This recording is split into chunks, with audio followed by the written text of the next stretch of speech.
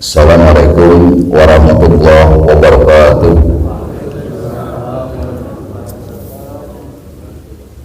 Alhamdulillah, alhamdulillahilladzi arsala rasulahu bil huda wa dinil haqq liyudhhirahu 'ala dini kullihi wa kafa billahi shahida. Asyhadu an la ilaha illallah wa asyhadu anna Muhammadar Rasulullah. Allahumma salli wa sallim wa barik ala Muhammad wa ala ali Muhammad, amma ba'du. Qala Allah ta'ala fil Qur'anil Karim, a'udzu billahi minasy syaithanir rajim. Innama ya'muru masajidallahi man amana billahi wal yawmil akhir wa aqamas shalah wa ataz zakah wa lam yakhsha illallah fa saulaika yakunu minal muhtadin. Sadaqallahu kadim. Jamaah subuh yang dirahmati Allah Subhanahu wa taala. Syukur alhamdulillah kehadirat Allah bahwa kita masih diberi kesempatan untuk hidup setelah kita semalam dimatikan oleh Allah, seperti doa kita tadi pagi waktu bangun. Alhamdulillahilladzi ahyana ba'da ma amatana wa ilaihi nusyur. Segala puji bagi Allah yang telah menghidupkan kembali setelah kita dimatikan. Jadi tidur itu adalah simpelnya separuhnya mati. Jadi jangan dikira tidur itu enggak mati. Tidur di mana? Di mana saja. Di masjid pagi ini senden tidur. Di separuh mati. Bohong posing ngantuk sekecapan. Ya. Kenapa kok bisa separuhnya mati? Ketika mau tidur semuanya rapi, beres ya, bantal, semuanya rapi. Bangun tidur, guling nanti, selimut nanti, wis karep parangan. Jadi kita bersyukur sama Allah, kita masih diberikan hidup oleh Allah Subhanahu wa taala, dan kita masih diberikan kesehatan di pekan terakhir Ramadan ini. Semoga kita bisa tuntas melaksanakan ibadah saum di bulan suci Ramadan tahun ini, dan semoga semua amalan ibadah kita ini diterima Allah Subhanahu wa taala. Amin, amin. Sebenarnya saya sudah menyiapkan materi yang tidak kalah menarik sebenarnya, tapi karena takmir meminta materi tentang masjid sebagai pusat kegiatan, ya saya harus manut. Gak manut saya nanti di blacklist kau oleh Nam Darussalam Maneng. Ini masjid yang saya senangi, saya paling senang kalau hadir ke sini. Cuma nanti tadi sampai syuruk ya. Sebenarnya kalau subuh terlalu lama itu saya kurang set. Koso-koso ini kalau mau tanya saya. Baik, Bapak Ibu hadirin sekalian, kita tahulah dalam sejarah itu bahwa yang pertama kali dibangun oleh Rasulullah ketika hijrah apa? Masjid, bukan rumah. Dari situlah kemudian kita bisa mengartikan bahwa masjid itu menjadi sentral semua kegiatan. Seharusnya masjid itu di mana-mana harus begitu. Ya. Jadi apa ya? Semua yang ada di masjid termasuk jamaah itu harus menjadikan punya pemikiran, ada mindset, pola pikir pada diri kita bahwa masjid itu segala-galanya. Kalau tadi disebutkan ada makan dan sebagainya, ada makan memang garuh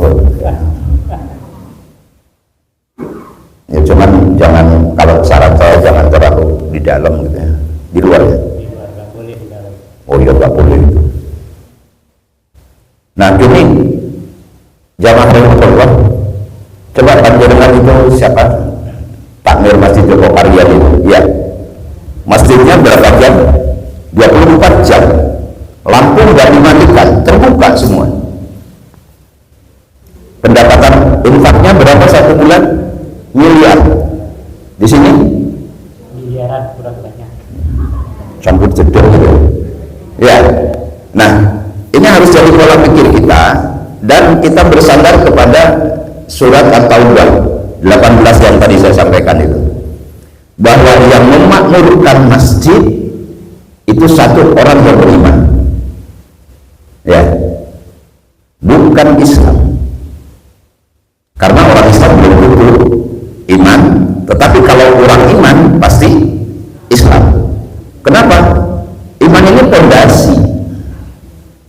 Kalau iman kita sudah kuat, ketika masjid kosong, ketika masjid tidak ada aktivitas, kita berpikir itu, ya apa caranya supaya masjid ini makmur, kan gitu. Nah, cuman ini harus, mindset kita harus dirubah juga Bapak Ibu sekalian, karena di luar sana ada pola pikir yang bahwa masjid itu hanya untuk sholat, ngaji gitu ya. Tidak sebenarnya. Profesor Haidar Nasir menyampaikan, jadikan masjid itu sebagai pusat peradaban. Iya kan? Artinya apa? Dididik di masjid itu adab. Orang mau masuk masjid itu kan pakai adab. Iya. Begitu masuk ucapkan apa? Allahumma ftahli abwaaba rahmatik. Kaki kanan apa kaki kiri? Kanan. Keluar kaki kiri. Semua itu pakai adab. Nah, tapi tidak hanya berarti dalam ritual, dalam ibadah yang hanya doa-doa itu saja, tetapi bagaimana kita menciptakan peradaban di masjid ini supaya bagus. Kalau anak kecil tadi disampaikan ramai, sama di mana-mana masjid ya ramai anak kecil. Di tempat saya juga gitu. Ketika ada salah seorang pengurus takmir marah-marah sama anak kecil yang ramai itu, saya sambil guyon, jenengan waktu kecil kaya ngono ora dibalekno ae dia kan. Cuman ya cukup banget. Pernah saya ngimami di masjid saya itu, ketika saya ngimami ya arah Ciliwung ke tempat imam saya pas ngimami lik ngarep bisa awas noe, tak bayang nama ibu-ibu dulu sina ngarep awas noe iso gak karu-karuan ya. Nah, ini kembali mindset kita harus dirubah. Jadikan masjid itu sebagai sentra kegiatan apa saja. Zaman Rasulullah itu masjid kan, di Masjid Kuba yang pertama kali dibangun dipakai apa? Strategi perang, iya kan? Kemasyarakatan.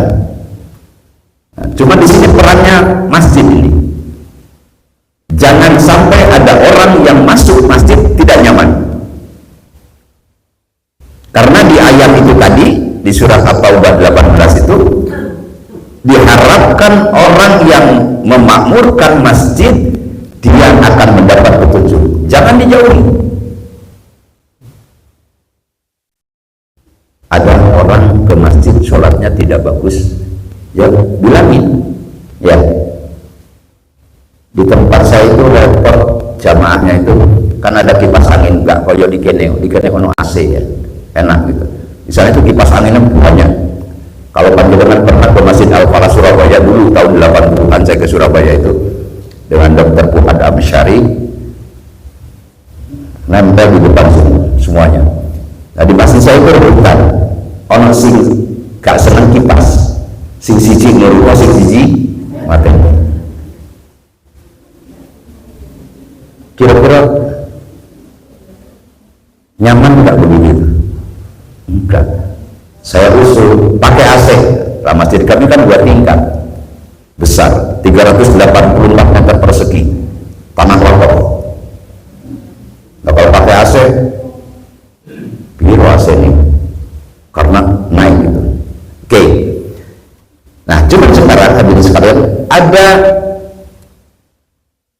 ramalan Rasulullah Muhammad SAW tentang masjid itu hanya sebagai lambang aja. Hadisnya, yusiku ayyatiya 'alan nasi zamanun la yabqa minal islami illa ismuhu masajiduhum yawma idin amiratun wa hiya khairun minal huda. Artinya, akan datang suatu zaman, kata Rasulullah, bahwa masjid atau yang pertama akan datang suatu zaman di mana Islam hanya tinggal nama. Islam hanya tinggal nama. Banyak yang mengatasnamakan Islam, tetapi hanya mencari keuntungan dari Islam itu. Itu satu. Yang kedua, masjid, ya, masjid itu dibangun bermegah-megahan, tapi nuzul dari petunjuk Allah.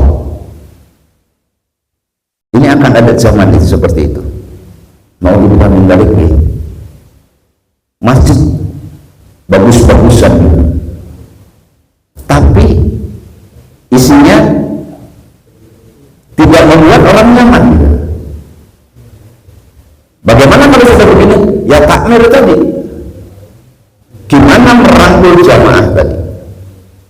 Dan saya pesan, di masjid saya paling tidak suka kalau sudah berbicara masalah khilafiyah, hindari itu, ya, karena nanti akan tidak membuat nyaman di masjid itu. Ada pengalaman di kampung saya ini, suatu saat hari itu saya itu ngimami subuh itu mesti hari Jumat. Hari Kamis itu ada yang ngimami, subuhnya pakai kunut. Kalau saya kan nggak panik pakai kunut. Ketika Jumat saya subuh, saya nggak pakai kunut. Ada salah seorang jamaah baru, nun sewu, keturunan Arab. Tahu-tahu saya pulang ke rumah, ternyata orang itu mengikuti saya. Begitu saya mau ngeluarin sepeda motor, orang itu sudah ada di luar pagar gitu. Assalamualaikum Ustaz. Oji, ada apa? Jenengan tadi kok tidak kunut, gitu. Padahal kemarin kunut. Ya memang saya nggak kunut, saya bilang. Apa yang salah, saya bilang? Kok bisa ya gitu? Ya, saya sebut saya karena mulai tahun 94 saya di Bunul itu, saya merintis masjid itu harus netral.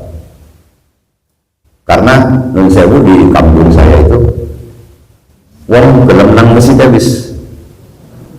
Ya, jenengan tempat saya itu masuknya Kelurahan Polean. Di sana itu sembarang mau limono. Saya ke sana itu pertama tahun 95 itu menempati rumah, saya beli rumah daerah sana. Adu jago iyo, Kubang, Beginois, semuanya. Nah, kemudian kita bangun masjid, ada tanah wakaf itu. Saya pengen dengan Pak Ilham Holik, mungkin yang tepat sama Pak Ilham Holik, saya berarti jadikan masjid ini netral, jangan dikirim ke sana kemari. Karena apa? Mereka mau datang ke masjid itu sudah alhamdulillah gitu. Yang tadinya suka silo di pos gitu, bukan pikir, tapi apa? Ngucut gitu. Nah, ini harus dijadikan seperti itu. Kalau di sini sudah jelas gitu identitasnya, gampang malahan. Nah, sekarang pusat kegiatan, jadikan semua permasalahan yang ada di jamaah itu dipecahkan di masjid. Ada sebuah riwayat hadirin sekalian, Rasulullah ketika ngimami ada salah seorang jamaah yang tidak hadir. Orang itu rajin, sebelum sholat dimulai tanya, loh, si fulan kemana? Jamaah yang lain jawab, beliau sakit. Kenapa sakit? Manunya hilang. Dia punya peliharaan burung, burungnya hilang. Bapak-bapak kehilangan burung. Kemudian apa? Oke, kata Rasulullah. Ya, Nabi Muhammad gak bilang oke ya. Oke, kita nanti habis subuh. Selesai subuh kita datang. Selesai subuh nyambangi yang sakit itu. Kenapa kamu sakit? Greges, panas dingin. Apa yang menyebabkan kamu panas dingin? Burung kesayangan saya hilang. Ana sing nyolong. Iya Pak, digonang sepelindit. Baik, kalau memang itu yang jadi penyebabnya, likulli syai'in sababa fa'atba'a sababa, surat Kahfi itu. Sebab jamaah tidak hadir ke masjid karena ada burung piaraannya, kesayangannya dicolong-colong. Solusinya apa? Rasulullah, ayo beli burung, dibelikan lagi, waras.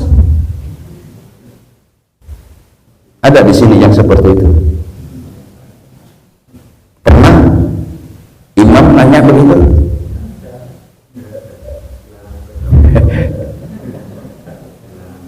Imamnya karep-karep.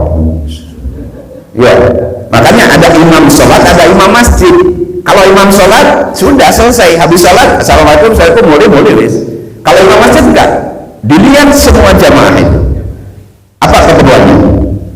Antum punya untuk buka enggak? Antum punya ongkos enggak untuk mudik?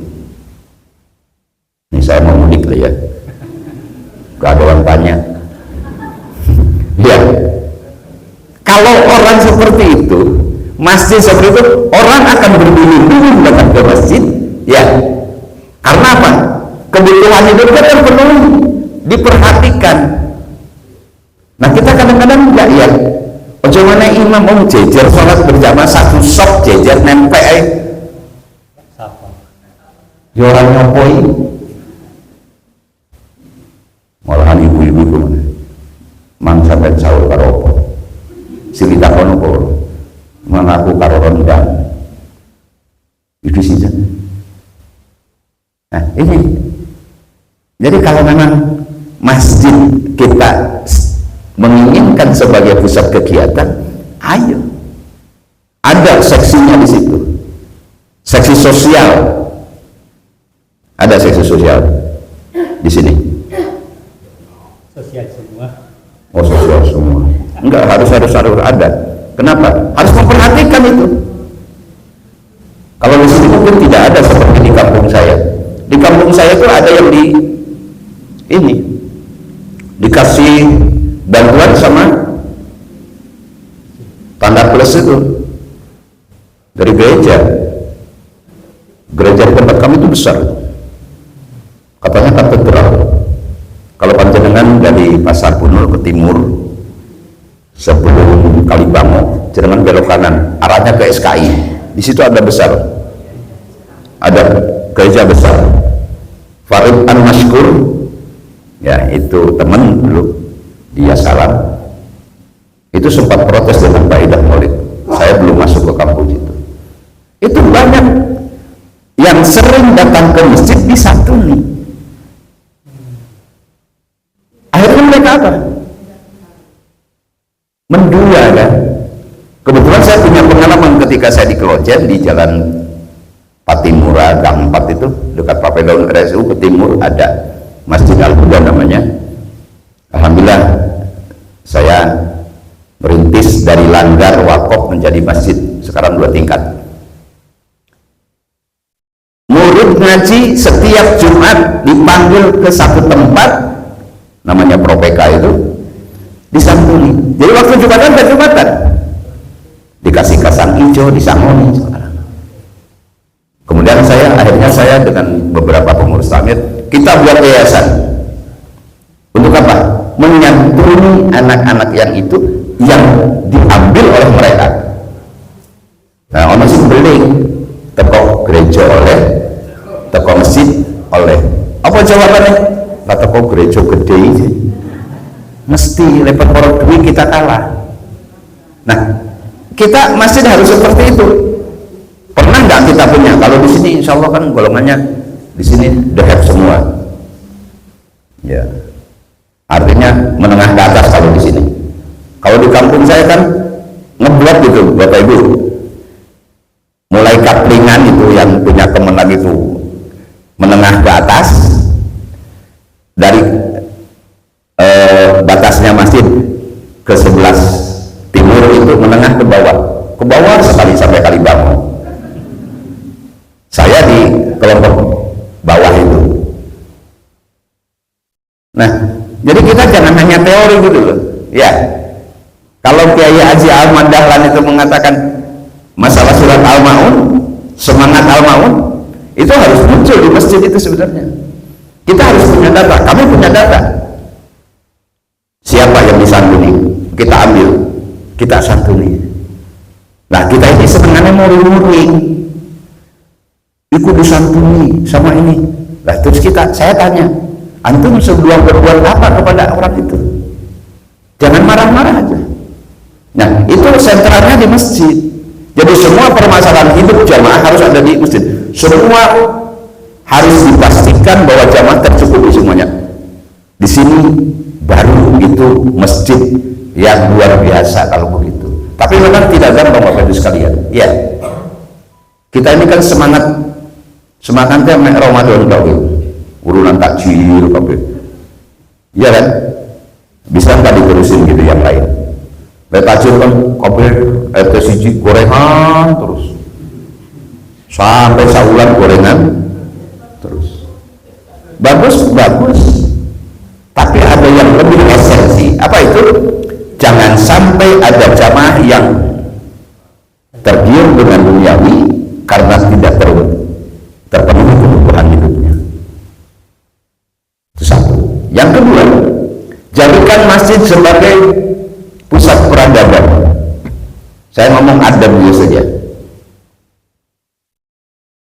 Akhlak, ya, akhlak orang yang rajin ke masjid dengan yang tidak ke masjid harus beda. Bapak Ibu, ada sebuah riwayat. Suatu saat Nabi Muhammad dengan para jamaah itu, Nabi Muhammad bersabda, sebentar lagi akan ada orang lewat ahli surga. Kemudian lewatlah seorang pemuda Ansor, janggutnya basah karena habis wudu dan tangan kirinya nyangking sandal.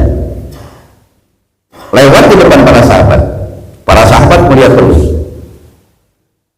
oh ikita wong ahli surga. Itu hari pertama. Kemudian hari kedua Nabi Muhammad bersabda lagi, sebentar lagi akan ada orang lewat ahli surga. Kemudian lewat lagi orang itu dengan kejadian sama. Sampai hari ketiga, 3 kali lewat, orangnya sama, kejadiannya sama, jamnya sama. Kemudian sahabat, ketika Rasulullah keluar dari majelis itu, sahabat Rasulullah Abdullah Amr bin As mendekati pemuda itu. Hei pemuda, saya ini lagi bertengkar dengan orang tua saya. Saya berjanji 3 hari saya tidak akan pulang ke rumah. Boleh tidak saya nginep di rumah antum? Kemudian si pemuda itu jawab, silakan. Dah, Abdullah Amr bin As ini begitu untuk selalu memperhatikan pemuda yang dijamin masuk surga tadi oleh Rasulullah. Kaya apa sih ibadahnya? Abdullah Amr bin As tidak menemukan sesuatu yang istimewa. Ya gak tahu tahajud, ya gak pernah puasa sunnah Senin, Kemis, Ayyamul Bid dan sebagainya. Ibadahnya biasa-biasa saja. Kemudian setelah selesai 3 hari, Abdullah Amr bin As bilang kepada pemuda itu, wahai pemuda, sebenarnya saya tidak bertengkar dengan orang tua saya. Dan terus saya ini kepingin tahu aja ibadah antum yang oleh Rasulullah disebutkan ahli surga, ahli jannah. Tapi saya nggak melihat ibadah antum itu nggak istimewa, itu biasa saja, seperti jamaah Darussalam. Begitu aja. Apa jawab pemuda itu? Ya memang seperti itu, seperti yang antum lihat. Ibadah saya itu. Dan Abdullah Amr bin As ini ketika melihat apa yang dilakukan oleh pemuda Ansar itu, dia itu setiap bangun tidur melulih itu lisannya tidak pernah kering dari zikir kepada Allah. Zikir ya, udah subhanallah, astagfirullah, kalimat-kalimatnya juga selalu meluncur dari lisannya. Kemudian Abdullah Amr bin As itu bilang, nggak istimewa antum itu. Tapi kenapa? Apa jawab pemuda itu? Ibadah saya memang seperti itu. Cuma kata pemuda itu, satu, saya tidak pernah merasa dongkol terhadap sesama mukmin. Yang kedua, saya tidak pernah merasa dendam kepada sesama mukmin. Dan ketiga, saya tidak pernah hasad kepada sesama orang beriman. Kemudian Abdullah Amr bin As mengatakan, itulah yang mengangkat derajatmu dan itu yang paling sulit kami lakukan. Apa intinya? Adab. Ya. Apa tadi? Tidak merasa dongkol. Jangan dongkol apa badan. Kalau imam baca surat tua, tapi di masjid lain, Ustaz, di sini enggak. alhamdulillah, ahli surga semua. Ya, cuman masalah transit apa orang yang mendoain. Ya, kita kadang-kadang kalau di zaman saya pernah dongkol imam baca surat sebelum Ramadan tuh, ibu-ibu di mana-mana, ibu-ibu, ya Allah ya Rabbi, melayani ibu-ibu serepot saya itu. Ya. Padahal saya kalau tidak ada ibu-ibu juga kurang seger gitu loh. Bilang, Pak DJ, tolong Pak Anu itu kalau mengalami jangan panjang-panjang suratnya. Terus kene lu kesel ngadep suwe. Terus saya jawabnya enggak. Jenengan nek kula jadi merinco iku ngadeg sauwah-uwah. Terus sekarang merasani wong kesel pola.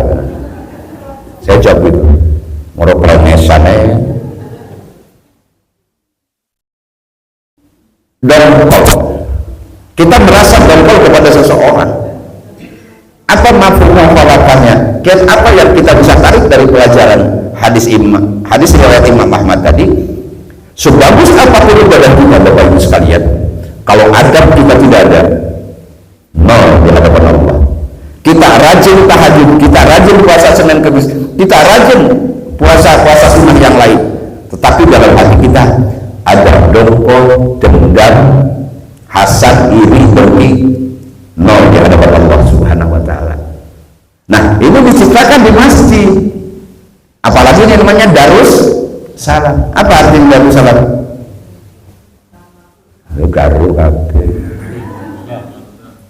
Wis salame ae apa salam itu? Darus itu negara, daerah. Darussalam artinya masjid ini harus menciptakan ketenangan kepada kita semua, kedamaian. Nah, salah satunya itu tadi, jadikan di masjid ini, ajarkan adab.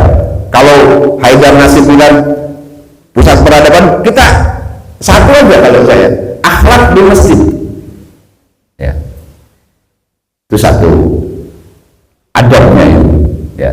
Harus kita jangan sampai yang sudah menjadi jamaah tetap di sini, akhlak adab kita jadi bahan omongan orang di luar. Rajin nang masjid tapi kata terus nang, termasuk dalam berbusana ya. Kita nggak di masjid dok. Saya pernah diundang tahun kemarin halal bihalal di Ponorogo, berangkat sore, gak ngerti tujuannya, pakai map, disasar map. Mestinya saya jam 10 udah nyampe ke tujuan, baru jam 12 sampai 12 malam. Map itu makanya jangan beriman kepada map, musyrik gitu, percaya banget sama map. Dadi ana bulakra ke kebun tebu. Ya untungnya saya ono arek enom jagongan di warung kopi gitu. Terus saya tanya, Pak, komplek perumahan ini di mana? Oh jenengan keliru Pak, mereka. Bukan saya yang keliru, map sing keliru. Apa yang saya saksikan? Saya dijamu di rumah itu ada seorang ibu yang nyembuhin makanan, pakai kerudung, ya, gaya kaos kudung, terus celana pendek. Bisa, iki busana model saya seneng-seneng aja sih, ya. Iku mari poso,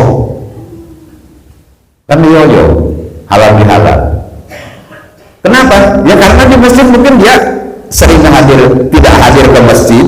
Waktu kajian nilai yang syar'i seperti ini kan gitu.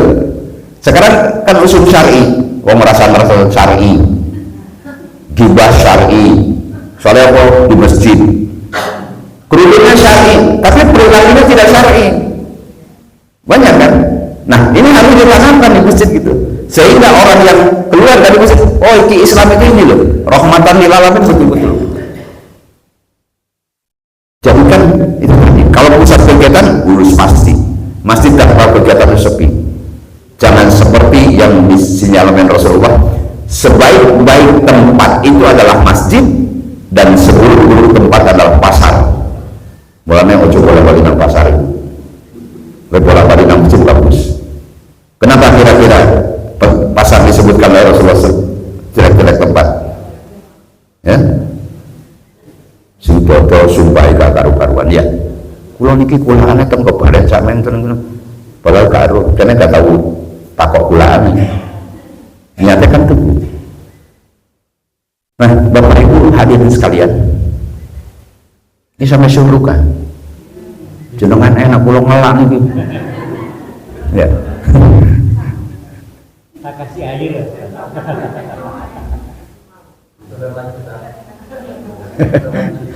Sebentar lagi ya. Sampai mana tadi saya? Kemudian kalau memang pusat kegiatan, kalau ada yang nikah bawa di masjid, ya. Nikah di masjid sering di sini ya. Ayo ibu-ibu nikah lagi. Nanti di sini. Ya, yang mau nikah banyak Ustaz, tapi nggak berani Ustaz. Saya wani, Pak Wanenia. Jadi gini, kalau Rasulullah memberi contoh semuanya kegiatan itu di masjid, ya, sentra kegiatan di masjid, semua masalah umat itu dipecahkan di masjid. Ini harus terkonsep dan terprogram dengan bagus. Tidak hanya dalam tataran teori, ya. Islam itu tidak hanya teori, tapi Islam itu lebih ke amaliyahnya, aplikasinya, penerapannya. Apa yang sudah kita kerjakan di masjid ini, kan gitu. Kemudian di masjid itu juga harus menjadikan apa ya, komando, ngatur sembarang strategi. Kalau Rasulullah mau perang itu dibicarakan di masjid, ya kita mungkin tidak akan perang, tapi kita harus ngatur strategi dakwahnya di masjid juga. Gimana nih? kita ada yang kita ekspansi berangkat ke sana, ibu-ibu berangkat ke sana, bapak-bapak berangkat ke situ. Kami dulu ketika dia salam di Celaket itu dengan Pak Rifan Masykur, kita punya di masjid, kita pecahkan permasalahan.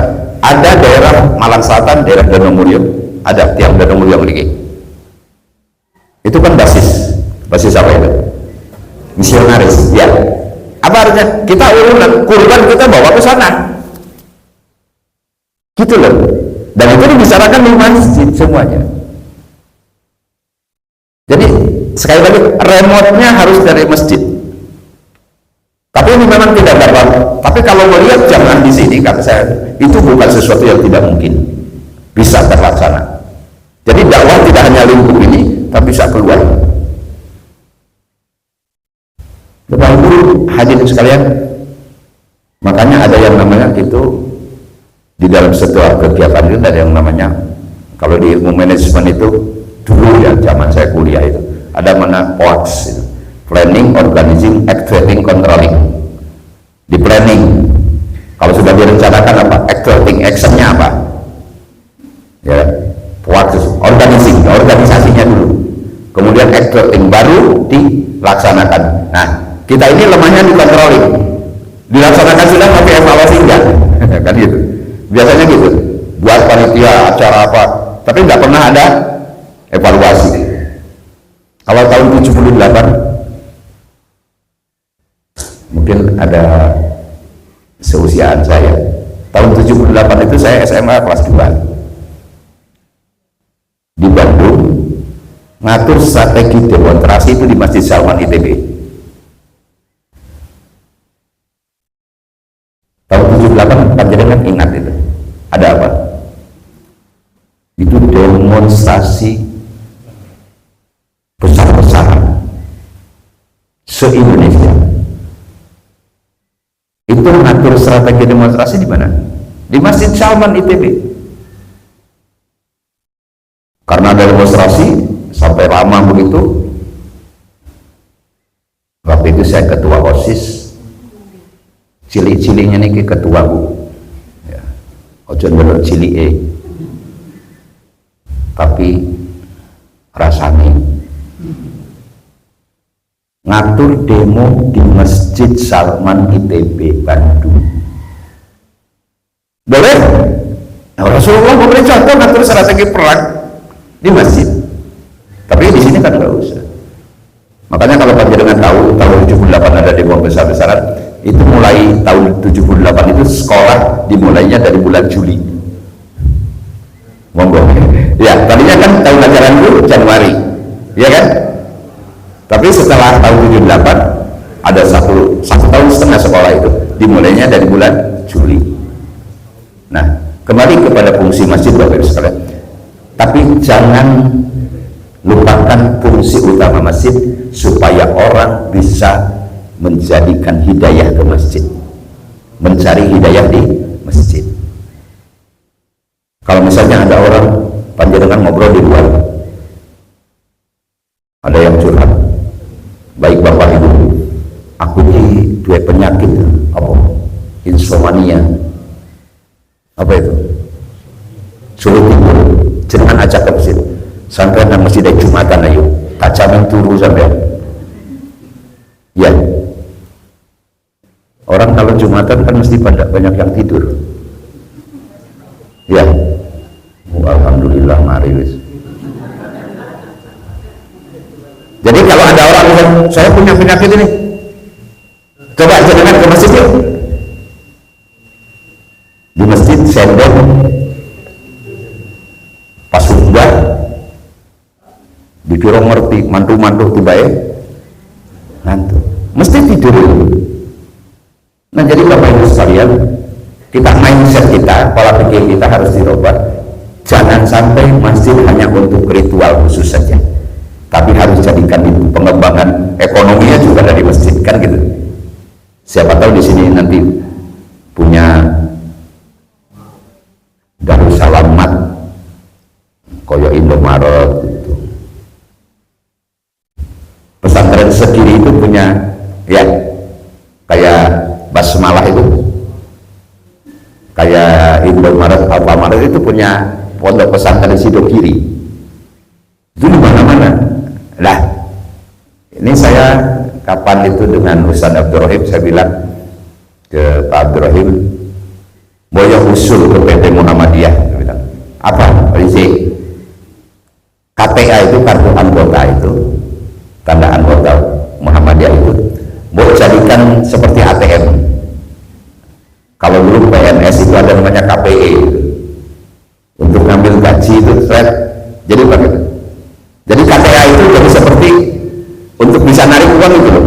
Saya ngomong sama Ustaz Abdurrahim, wah ini kita harus ngomong ke pusat lah ya, jangan kan pengurus daerah. Saya bilang, bawa aja ke pusat. Ternyata sekarang Muhammadiyah sudah punya bank. Iya kan?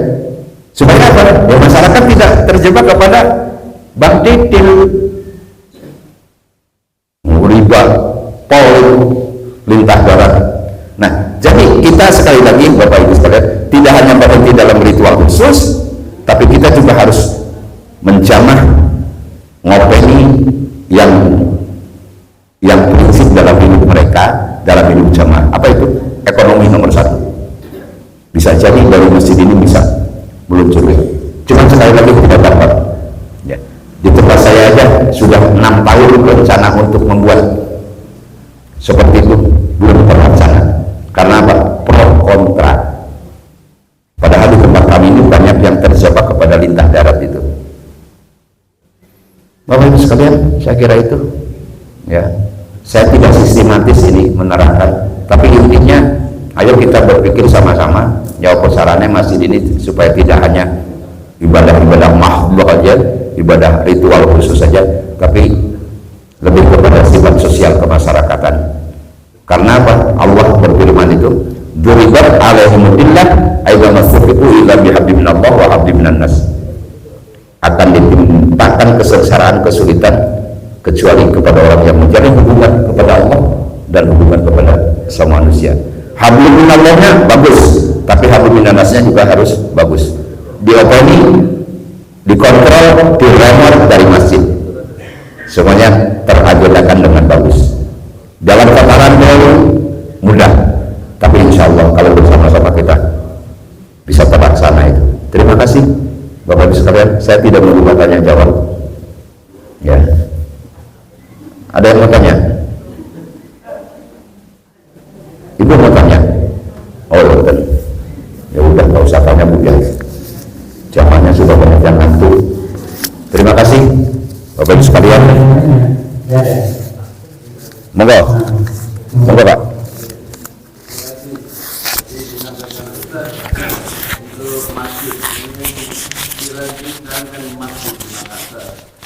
Ini yang bangunkan masjid besar sekali dan sangat mewah sekali itu Timur. Nah ini bagaimana hukumnya masjid yang dibuat orang Muslim, sedangkan orang Muslim saja jarang yang membuat gereja gitu. Bagaimana? Bagaimana hukumnya masjid yang dipakai ibadah dibangun oleh non Muslim? Kalau saya menghukumi nggak bisa Pak. Ya, kalau saya husnudon aja.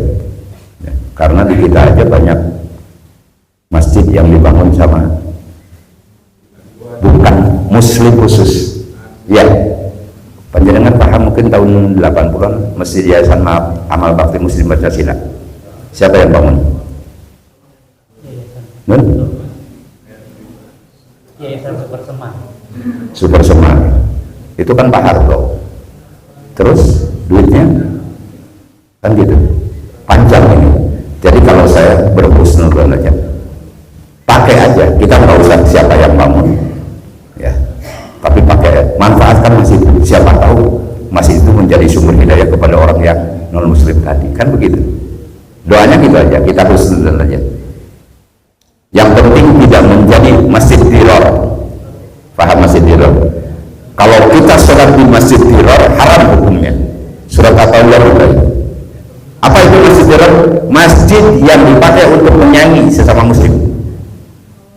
Bukan fastabiqul khairat, tapi berlomba-lomba dalam ya kok mana itu masjid Darussalam dikonon bangun lagi.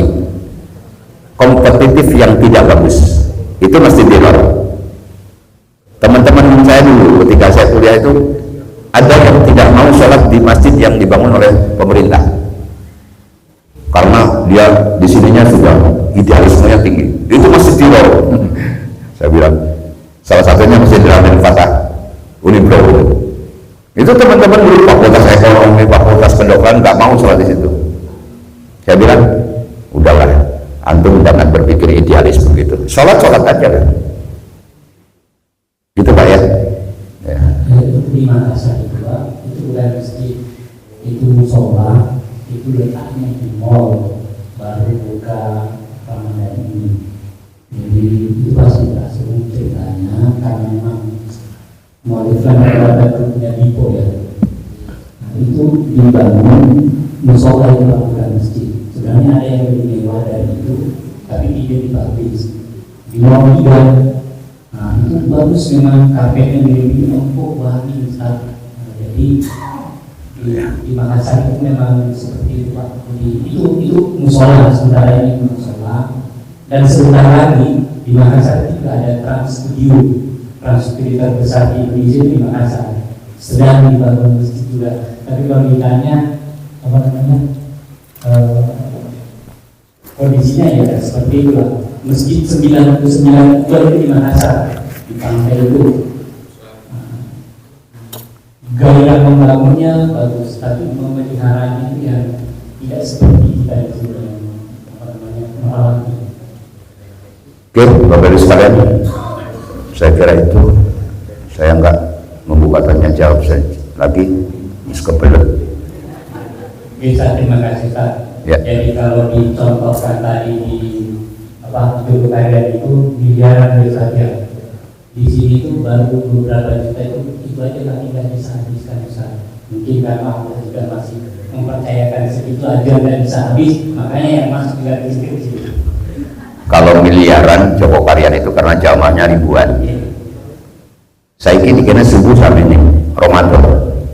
Mari Ramadan coba.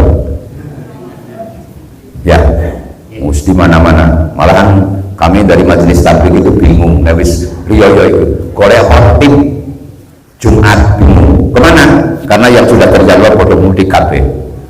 Pak Radek itu dari majelis tabligh kota juga seperti itu bingung. Nah jadi kalau kita ya bersyukuri yang ada aja lah, dimaksimalkan. Lebih baik sedikit ini kita menyisirnya gampang gitu daripada banyak jenengan belum kapan isong nih tambah mumet malahan. Saya kira itu. Terima kasih, mohon maaf. Kita akhiri dengan doa kafaratul majlis. Subhanallahumma wa bihamdika asyhadu an la ilaha illa anta astaghfiruka wa atubu ilaik. Assalamualaikum warahmatullahi wabarakatuh.